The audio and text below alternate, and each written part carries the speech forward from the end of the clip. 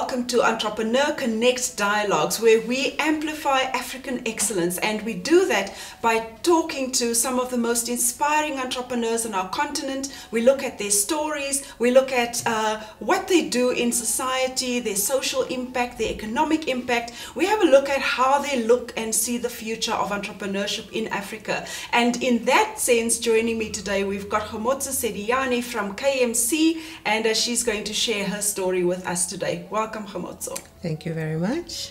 So I'm going to go straight into my first question. This is obviously a question that people ask you quite a lot. Who is Kgomotso Sediane, and tell us your story of your business. Okay, so my name is Kgomotso, as Deshun has already told you. I'm a managing director of a company called KMC. And I got into the tech space from, I think it's about almost 20 years ago. I feel so old. Almost 20 years ago. and I fell in love with tech. It's been a very interesting journey being in the tech space. And then about 4 years ago, so I started out as like your hardcore programmer. So I used to sit and work with all those ones and zeros. Yay, that's indeed what we did. Yes. So, and then eventually I kind of moved to a project management space where it's more about, managing how the project works as a whole. And then eventually I got into, an opportunity actually found me to be a managing director of a tech company. And I think what I learned when I was there is that we have so much more responsibility, having gone through the struggles that we went through, having succeeded through some of the stuff that we have succeeded. Sometimes we don't realize how much responsibility we have back to our communities. So I had been avoiding, trying to get my story out there because it's always so difficult and it always kind of feels like I'm trying to blow my own trumpet. Until somebody said to me that, you know what, this is bigger than you. This is not about you. It's about the difference that it can make in other people's lives.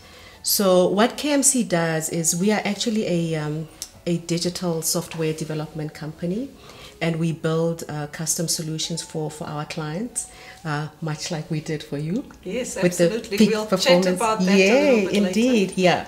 So that's what we do, and we know that we have so much more responsibility to give back. Absolutely, because it is true that there aren't many females in the tech space, and to find an African female in the tech space is almost impossible. It's like finding a needle in a haystack, if I may use that example. Yeah. It's not that easy, it's not that they are not there. We are definitely there, but it's not that easy to find us. Yes. And I think also we have been socialized to not tell our own story. Correct. So it doesn't come naturally to us to want to talk about the stuff that we've done and has gone well for us. So that's interesting, because I suppose in many ways you are an outlier. You don't fit a traditional profile of what a female in business should be like and Absolutely. do. So my question then is, you must have come across quite a number of obstacles over the years. Can you maybe highlight 2 or 3 obstacles that you've had to overcome? One of the weirdest and very interesting ones actually is the limit that we women put on one another, and our lack of interest in helping one another. And some of the times even worse is that we make a concerted effort to stop one another from being successful. Yes. So that was very interesting for me to experience. And frustrating, I'm sure. Oh yes, yes. So, and that had been, it's been one of the most difficult things for me to deal with and to try and overcome.